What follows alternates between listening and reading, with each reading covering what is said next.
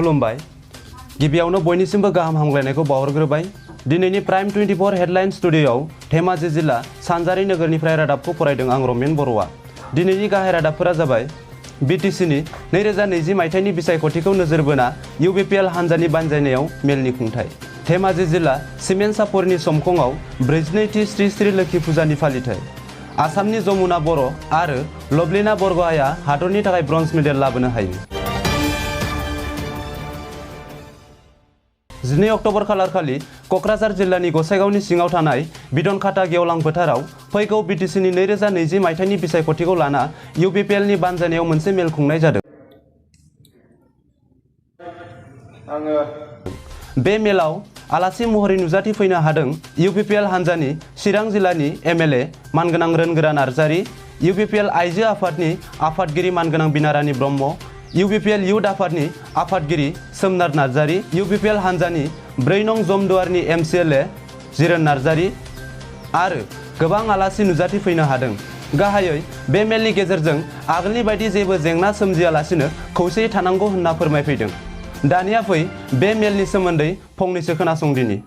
दिनैनि मेलखौ गुबैयै खुंनाय जादोंमोन बिदनखाता प्राइमारि इउपिपिएल राजखान्थि दोलोनि जानानै आरो बेवहाय जोङो जोबोद मोजां मोनसे जोंनि पार्टिनि जि उद्देश्य फैबाय थानाय समाव जोङो 2020 मायथाइयाव बिटिसि जे इलेक्सन जागोन बेवहाय जोङो दोलोनि जि हाबाफारि बेखौ जोङो रायजो राजाफोरनो बुंफोरसारनानै होदों आरो जोङो मिजिं थिदों जे फैबाय थानाय 2020 मायथाइनि जि बिटिसिनि बिसायख'थि बे बिसायख'थियाव जोङो सरकार दानो हानायनि जि संख्या बिनि बांसिन जोङो आसनखौ मोननानै जों बिटिसिआव जों सालायनो थाखाय जों खाबुखौ मोनगोन आरो बेजों लोगोसेयै जिहेतुके इउपिपिएल दोलोआ जोङो बिटिसि ओनसोलाव जोनोम जानायनि मुल थांखियानो जाहैबाय जे बिटिसि ओनसोलाव जाय नागरिकफ्रा गाव गावनि मोनथायजों लोगोसेयै सुबुं मोनथायजों लोगोसेयै सरकारनिफ्राय जे आसनिफोर मोननांगौ बेनिफ्राय जे डिप्राइभ जानानै दं बैफोर सुबुंफोरनि थाखाय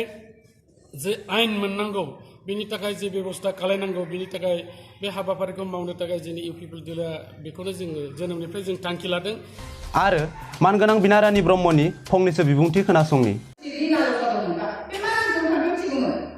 जोंखौ गारनानै नाथाय जों बेबायदि दैदेनगिरिखौ जों मोननो हादों जोंहा जोबोद खाफाल गोनां।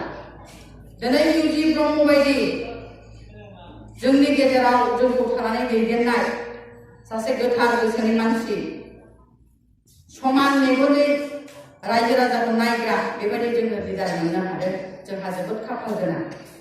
बेखायनो आङो खावलायगोन रायजो राजा आइ आफा नोंथांमोन जोंनि गेजेराव गोबां रिउमार जानाय बाथ्राफोरखौ नोंथांमोनहा नंगौ होननानै लानो नाङा। गावनि गोसोजों बिजिरनानै नायनांगोन।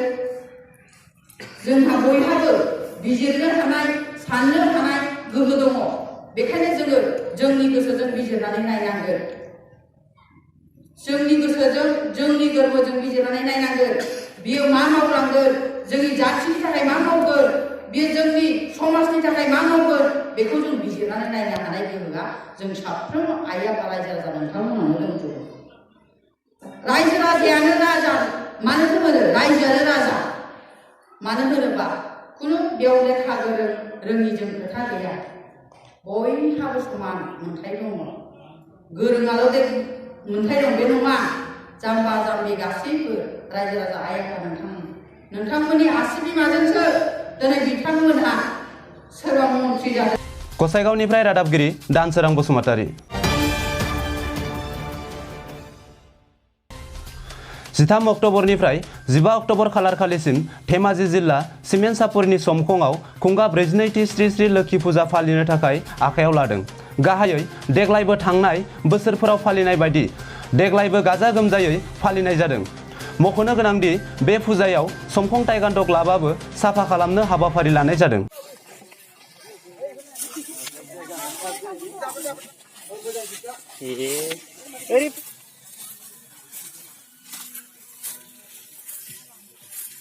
गाहायै बे फुजाखौ दैदेनगिरि महरै आफादगिरि मासियाव दं सन्तला गयारी, नेहाथारि बिबानाव दं राजु दले आरो गोबां रायजो राजा आरो माहारियारि आफादफोरा लोगो लाना बे फुजाखौ फालिनाय जादों। पुष्पांजलि परिमोहन परिस्वामी সম্প্রতিতে শ্রী শ্রী লক্ষ্মীমাতৃকা দেবী ধর্ম दानिया फै मानगोनां आफादगिरिनि फंनैसो बिबुंथि खोनासंनि ধর্মীয় আন্তরিকেৰে সকলোৱে মিলিজুলি এই পূজাৰ চলাই নিবৰ বাবে আমি প্ৰস্তুতি কৰিছে আৰু সকলো ৰাইজে আমাক সহায় সহযোগিতা কৰিছে আৰু কৰিব আৰু আমি পূজা কমিটিৰ পৰা মানে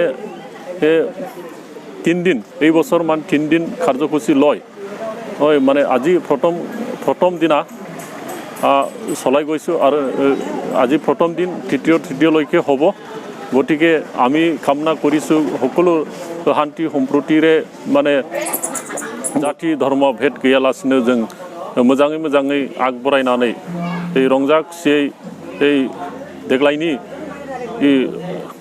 लक्ष्मी फुजाखौ जों बरायनाय नामाव दिनै बेफोर हाबाफारिखौ लाफानानै जोङो मोजाङै आवगायलांनो सानदों जेनेकि আজি 42 বছৰ হৈ গ'ল আমাৰ সমকমত লক্ষ্মী পূজা পাতা আৰু কেতিয়াবা এইটো 3 দিনীয়া কাৰ্যসূচী এক সপ্তাহ কাৰ্যসূচী লৈ কিনেও পতা হৈছে ইয়াৰ সিলভাৰ জুবলি সময়ত আৰু শান্তি সম্প্ৰীতিৰে বিভিন্ন জাতিৰ মানুহে আমি মিলিজুলি এই প্ৰগ্ৰামটো সদায় প্ৰতিটো বছৰে শান্তি সম্প্ৰীতি বচাই সাকসেসফুলি হয় 2 अक्ट'बर खालार खालि मोनाबिलियाव आइबा वर्ल्ड वमेन बक्सिं चेम्पियनशिपआव आसामनि सनितपुर जिल्लानि धेकियाजुलिनि सिङाव थानाय बर'नि आगोमा फिसा जमुना बर'आ गेलेयै सेमिफाइनालाव जेनना हादरनि थाखाय ब्रन्ज मेडेल मोननो हायो फारसेथिं आसामनिनो लभलिना बरग'हायाबो गेलेयै सेमिफाइनालाव जेनना हादरनि थाखाय ब्रन्ज मेडेल लाबोनो हायो फारसेथिं 48 केजि केटेगरिनि गेलेगिरि मन्जु रानीआ